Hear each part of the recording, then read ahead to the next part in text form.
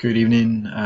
Thanks for joining this live webinar. My name is Patrick Lismore.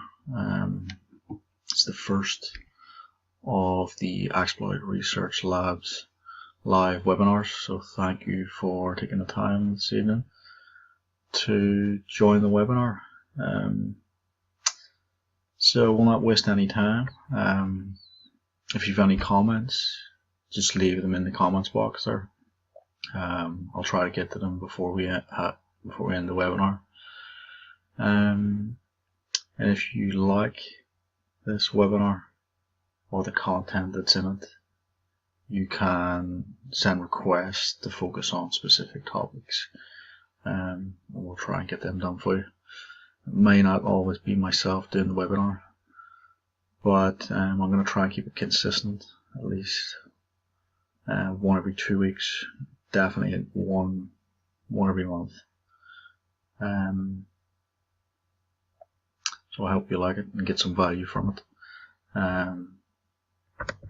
This is what the agenda is like today. So we're going to look at some password cracking.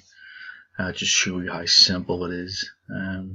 If you're an experienced penetration tester, ethical hacker, you're probably not going to get any value from this particular webinar. But if you are just looking for some general cybersecurity awareness, what's possible, definitely stick around, because we're going to show you how to crack some passwords, how easy it is, and what you can do about it. We're going to talk about a particular exploit framework that's used quite commonly by hackers, by penetration testers, to penetrate remote machines, exploit them, and do what they need. So with that exploit framework, we'll generate a payload, and we'll generate a payload that will be executed on a remote machine. It'll open up a reverse connection back to us, and then I'll show you some of the things we can do with it. So the exploit framework is going to allow us to exploit a computer remotely. This is the common thing that a hacker will do. Certainly when we think of hackers, we think of people at some far and distant location connecting to our machine and exploiting it. We're going to show you how that in this presentation this evening. And it is a webinar, so you can leave comments down here. We'll get some engagement going, and I'll see if we can answer any questions people have. So, as the agenda looks like, I will do some remote exploit. I'll show you how to clear our tracks after that. And just throughout the presentation, I will just give some tips and advice to people to help them better prepare and be more aware of these threats out there. Because you'll see within this presentation how easy it is. It really is really simple to exploit a machine. I think it's down quite a lot to people just not being aware. So hopefully you'll get some value from this. So let's jump straight in. So I'm on a Windows 2012 box, and I have some tools here that I've been playing with. This one in particular, pwdump. You see I have a couple of files in here already. So I'm just going to open up a command prompt window. I call this file here.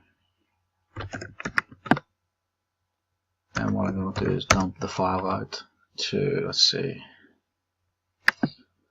passwords.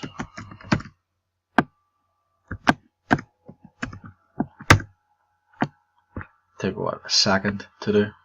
So if your machine gets compromised, in a second someone is going to pull user accounts on the machine. The passwords in this case here, in this context, it's from a SAM file on a Windows box, and this is the password, but it's hashed. So there are ways that we can, crack that. So I just wanted to show you, if your machine ever gets compromised, it only takes a second there for that information to be pulled. That can be taken offline, cracked elsewhere, and then someone can come back with the proper credentials and gain access to your machine.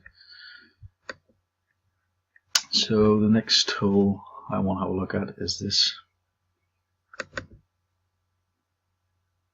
There are legitimate uses for this tool. If you forget your own password, of course. If your friends or family have forgotten theirs and they legitimately need to get back into their machine, you can use it there. If you're doing a digital forensics investigation, you need to get into a machine that's locked out. There is a live CD version of this tool that will allow you to crack the password. So let's have a look. So we're just going to load in the file we just created a second ago. There's the users that we've seen. There's their hashes. Now, this tool works with these, they call them tables. They're just tables really of pre-computed hashes. In this case, I have one already loaded in that'll work for this demonstration. So you can see it here. And what it'll do is it'll take this table, or these tables essentially of hashes, it'll load it into memory, and it'll basically do a comparison. It'll look for these hashes in these tables. If it finds a match, it'll be able to find the password. So kick it off, load it all into memory. It's already got one password. It's only a 4-letter one. It's really plain, and that is the problem, because it doesn't take very long to crack these passwords. That's why it's always recommended to have a long password, a phrase, combination of letters and numbers and special characters. The harder you make it, the more complex it is, the harder it's going to be to crack, right? So this particular example, we're not going to sit through it all, but you can see it's fairly getting through it. It'll roughly take, so it's found another password there. I've done this before, so it'll probably take around 7 minutes. We're not going to sit through it all, but I just wanted to show you how easy that was. And we'll just let that run. The next tool I wanted to show you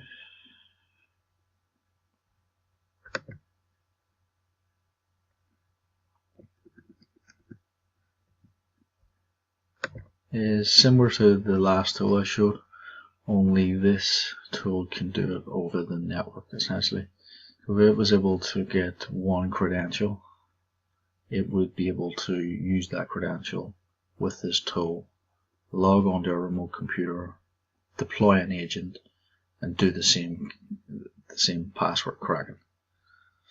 And this particular tool can be used in legitimate purposes, of course, for audit and passwords. So if you're an auditor within a large company, you might use a tool like this here when you go and do one of your audits to find any weak passwords within the enterprise.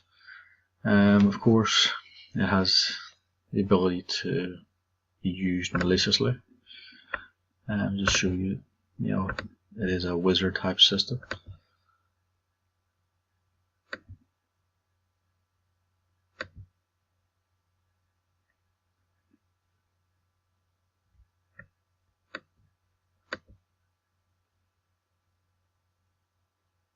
We'll just give it a second there, because I got our memories to it. So it's found another password there, that one, Apple. Okay. So here we are. So if I find IP of one of my machines, let's have a look. So we are on the Windows machine, so let's have a look.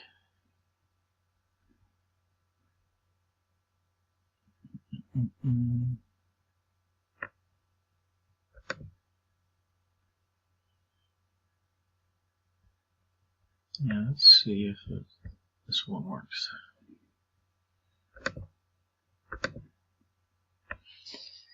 I'm going to log in.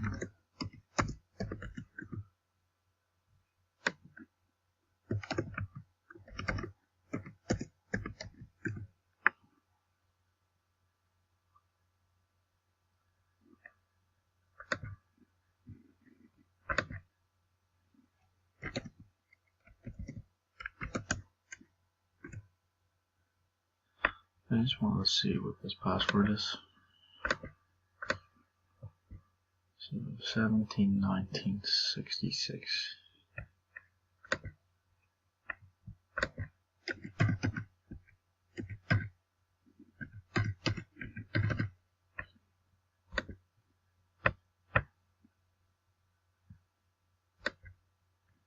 So I had some credentials in here before, but I don't think it was this machine. But I just want to see if this will demonstrate what I'm trying to do. So it's accessing the remote machine. It's doing a hash dump request. It's pulled all the usernames and passwords in terms of the hash, of course. And what it'll do is it'll try to brute force that. So you can see the information down here. It started to audit it. Progress is shown here. It's cracked the passwords already. It's using dictionary crack. Over here you'll see the dictionary hybrid. You'll see the pre-computed hash, brute forcing. You get a summary here. But I just wanted to demonstrate that there. These tools are out there. They're easy to use. This one is particularly faster than the last one I showed you. But we can compare the tools. QWERTY, Apple, green, test. Apple, test, green, QWERTY. So you see it's been able to do it a lot quicker than the other tool. So I'm just going to stop that.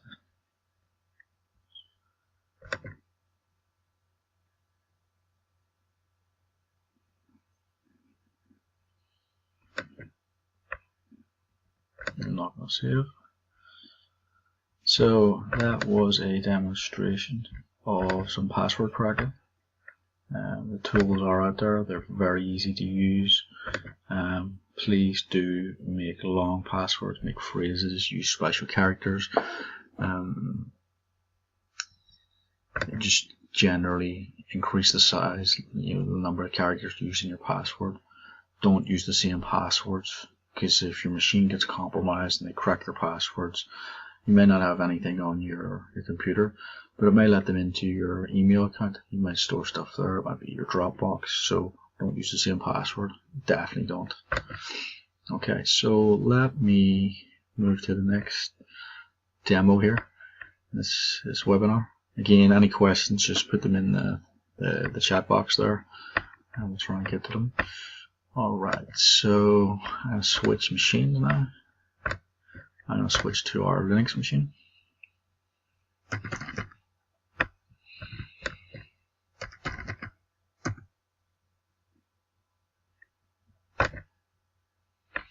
Okay, so I have got the commands here for this particular demo. So I don't want to waste people's time. You'll be able to follow along. Hopefully if you're using a Linux machine at home, or if you have your own lab set up. But here's the commands we're going to look at. I'm not going to do them all because some of them have already been done. So I'm going to open up a terminal. And I'm not going to run the database service or the Metasploit service because both of these are already running. So for those of you not aware, and maybe not a developer, this is database. Metasploit is the exploit framework that we're going to use in this particular remote penetration test.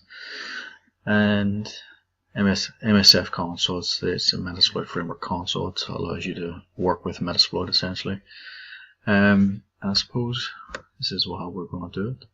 So we're going to create a payload. And that payload will be what's called an interpreter. It'll be a reverse TCP connection.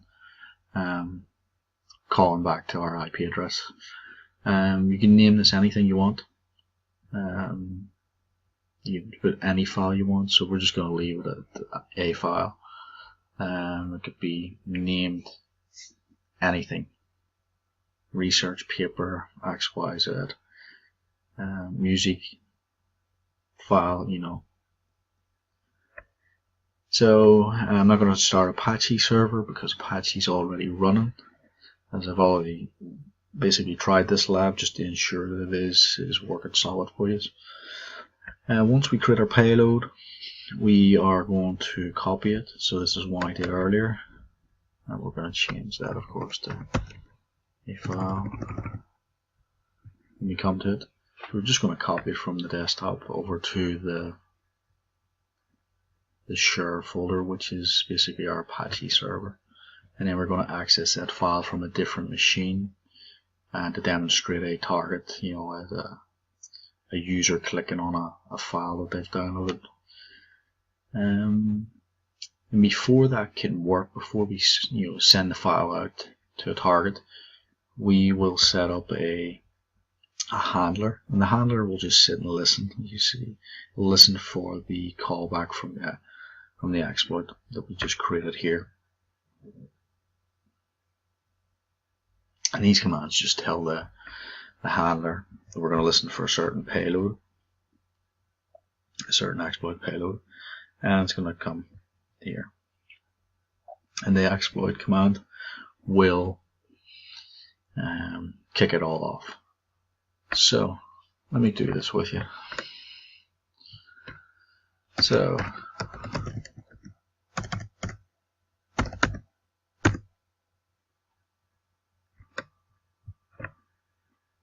okay, so MSF Console will start the Metasploit framework. Again, it's an exploit framework. You can create your own exploits here. You can use a library of exploits and payloads, and it's pretty good application. It comes by default on the Kali distribution. It does have a GUI version, so if you're not good with the command line, there is a GUI version, but command line is pretty good. Once you have an understanding of the core commands and how it works, you know, it's a lot quicker and easier to use the command line, I feel. Okay, so let's create our payload. So let's have a look. And just for speed, I'm just gonna copy it. But you can type it in at home. So it works. Right, MSF payload. We're going to tell it what payload we want, and we're going to give it some. We're going to set some properties like its name and its IP address. L host stands for localhost. Okay. Try that again.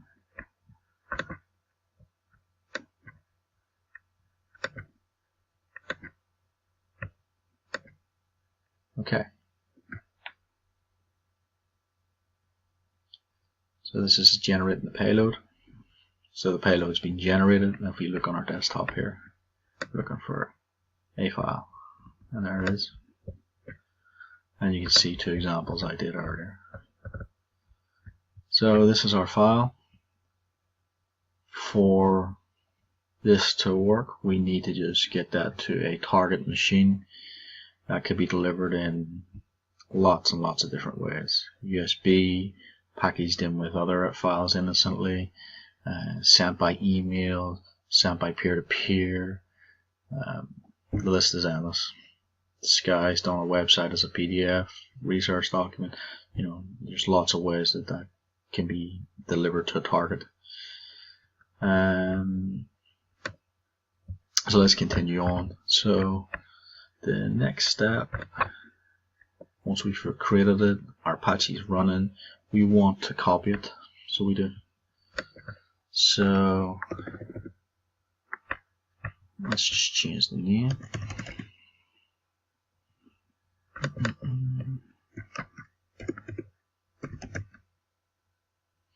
Okay, that's this one here. And instead of writing it all, I'm just going to copy it.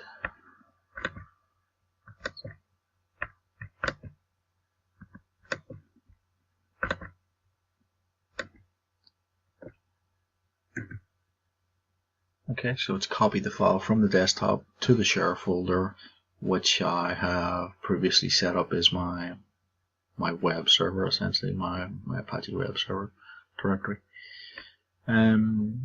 So it's primed. The file's on the server. It could be any server. Typically, what we see in attacks is some malicious hackers or cyber criminals. They'll compromise a legitimate website, or they will compromise a legitimate service, and they will put their Trojan files, their malicious files on that legitimate server, and innocent people will go to that legitimate server and they'll just get hit with these kind of files. So it's no use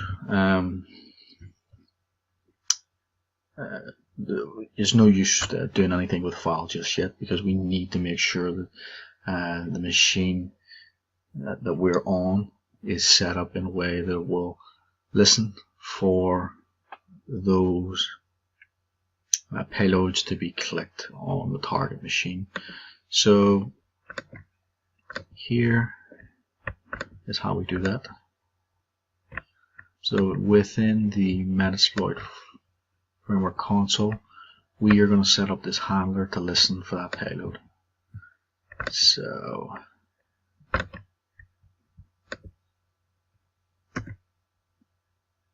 okay, so you see it's changed here. It's now saying exploit handler.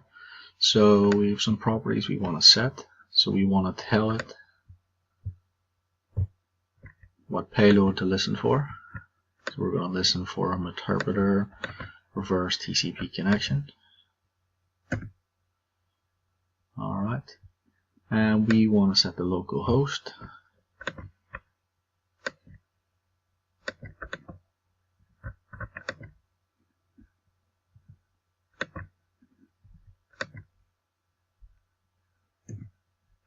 Okay, and the last command is the exploit. So once we kick off the exploit, we are ready. Okay, so now this machine is sitting listening on this port number here, 4444. So we have an Apache server running on this machine.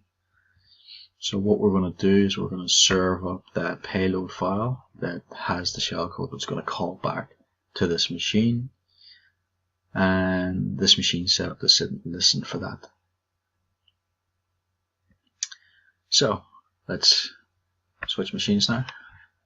So we're going to switch to our target machine. For this we're going to use a Windows 7 machine, pretty popular operating system out there, and we're going to use a web browser.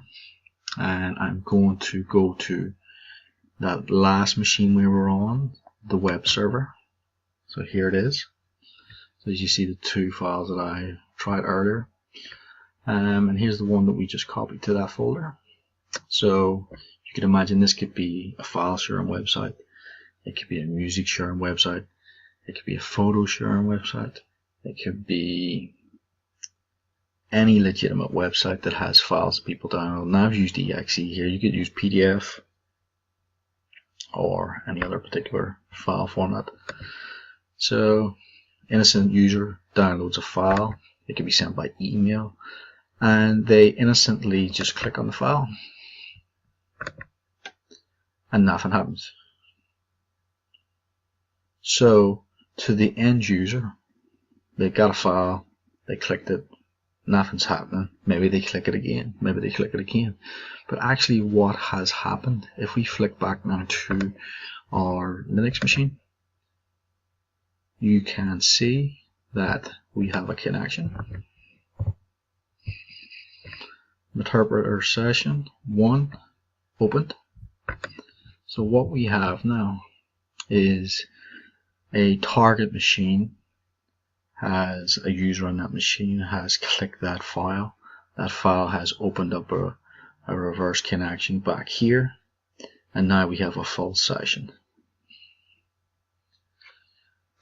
So let's see what we can do. So here is this connection. You can see that it's pulling up the username of that remote machine. This is our connections. We're connected to this particular machine, and as you see, nothing to the user, nothing happened. So let's hook in here. So if you were a malicious actor here, we would do this. I'm going to do interactive session on session 1, because this machine that would be launching these attacks, maybe it's firing out multiple different payloads to multiple different targets. So they might want to jump in and out of different sessions that have been established from different payloads. So that's why we specify the number 1, because you could have hundreds, thousands of compromises, and you would be able to choose which session you want to jump in and out of. So this one will just jump into this one. As you see, start an interaction with 1. So what can we do? So let's have a look. So I'm going to say get UID. So it tells us who that is. We've already seen that from up here. Alright. So the way what I wanted to demonstrate here is so let's have a look. So in the first demo, we cracked some passwords. We got the hash files. You got to see the encrypted hash of the password, and then they were cracked. So let's have a look at that. So if I do the command I want to do is called run hash dump. So let's have a look. I seem to have an issue with my letter P for a second. So run hash dump. Yeah, so for some reason my letter P is an issue. I don't know. Just give me one moment. Okay, so run hash dump. So what this will attempt to do is attempt to get those hashes. Okay, so what I want to look at here is it's failed. It's saying access denied, and that's correct, because to be able to get the SAM files that have the hash files, you need to be a system user. Right? Administrator will not get that. So what we're going to have to do, and it's a key step within penetration testing or ethical hacking, where once we've got a foothold on a target machine, we need to elevate our privileges to the highest possible user account, so we can do whatever we want on that machine. And this is a step that a malicious hacker will clearly attempt to do. So with one command, get system, that took what, a second or two. So what we've done here is we basically elevated our privileges. So let's have a look at get UID again. Okay, so we were originally in as the administrator. That was the user who clicked the payload and opened the remote connection, but that wasn't high enough to be able to get access to the encrypted passwords. So we need to elevate our privilege, and it says here we got the system via technique 1, and the username now is system. So we have full, highest authority on this machine. So now we can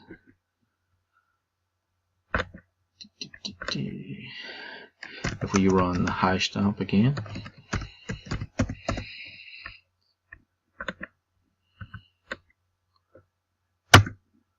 what happens this time?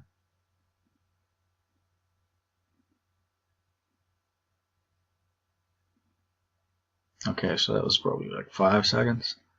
So look what happened. Boot key, obtain user list and keys, decrypting user keys, dumping password hints. So not only did it crack our passwords in record time, but it also got the hashes as well. So if this is a malicious user, maybe they just want to jump in. Maybe they didn't crack these first time, but they have the hashes, so they could exit from the system and they could crack the password offline, and then they could come back at a later date and log in as a legitimate user, and you wouldn't know. So you see how easy that was, how quick that was, how simple that was. So you have to be aware of when you get a file that you just don't click on it. scan it with antivirus, open it in the sandbox. Certainly don't open it on the machine if you have sensitive information you don't want lost or stolen. So what else can we do now that we have system access on this machine? Well, anything. From this I can launch one command and it'll start recording all the keystrokes. So when you open browsers or files or anything and you start typing, it is going to pipe that back here. And that means anything. Emails, login, every single thing that's typed at the keyboard will get logged. I can also run commands here and pull screenshots of the webcam, the mic, all that kind of stuff. I can launch, I can upload files onto the machine, and what's good is this interpreter can run in memory on the target machine, so it never touches the disk, which is extremely powerful from a malicious hacking point of view. It can be particularly damaging because it's all in memory, very hard to detect. Certainly there are ways to detect it, but it's all run in memory. So the webcam one, I'm currently using the webcam here, so I can't demonstrate the webcam one. The keystroke one is probably for another webinar. I see some people made some comments in the chat room there, so thank you. Glad it's been some value to you. So what else can we do? So just to show you that we actually are on this remote box, so if I type shell, you see that we are on a Windows machine. And actually we're on a Linux machine, but the remote target is a Windows machine and we have C Windows. Right, so we have full control over that remote machine now. So one last thing that happens is once your machine gets compromised, once they take what they need, typically they're going to clear their tracks, and they do that by clearing the event log and wipes everything out, so there's no trace of any actions that they did there, and they're gone. So that was it. It was done in a few commands. There it is. And this is only one demonstration of a simple remote exploit. It's not even an exploit, it's just, create the payload, get that payload to a target, get the user to click on it somehow, and that's what happens. They get compromised. So just a heads up, for general security awareness, you do not want to be just clicking on files you download from the web. Certainly from BitTorrent, file sharing, peer-to-peer, they're just too dangerous unless you actively scan. What I do is virtual machines, so I open them in virtual machines, double sandbox sometimes. I try not to open anything on main OS, and of course attachments by email. Emails can be spoofed very easy, and you can do that in another demonstration. One typical social engineering attack that's performed is, let's say, a company secretary receives an email from a hacker that's spoof, claiming to be from the managing director, asking for a particular file or link, and the email can be spoofed very well. It looks genuine, so the secretary replies, and then the hacker sends back an email saying, I can't open this link or this file, and has sent back a file that we just created here. And the secretary clicks on it, and then that's it, they're compromised. They now have a route into the enterprise, and from there they can start to pivot across the internal network. And this happens every day. across the world, companies big and small. So antivirus, malware protection, patched systems. Do not let your system fall behind their patches. And that goes for third-party software as well, not just the operating system patches, but when a software that you use has a patch, you gotta update it. So hopefully what I've shown here is a little bit of awareness of what's possible. Hope you enjoyed it. Do leave comments here. Hit me on Twitter. You can get us at the ExploitResearchLab or on my own personal Twitter, Patrick Lismore. Love to hear your feedback. Again, this is the first of many, hopefully, so we do welcome feedback here. And anything we can do to help you strengthen your security, let us know. And if you have any requests for specific topics in the future, I'd love to hear from you. So, have a great evening. Thank you.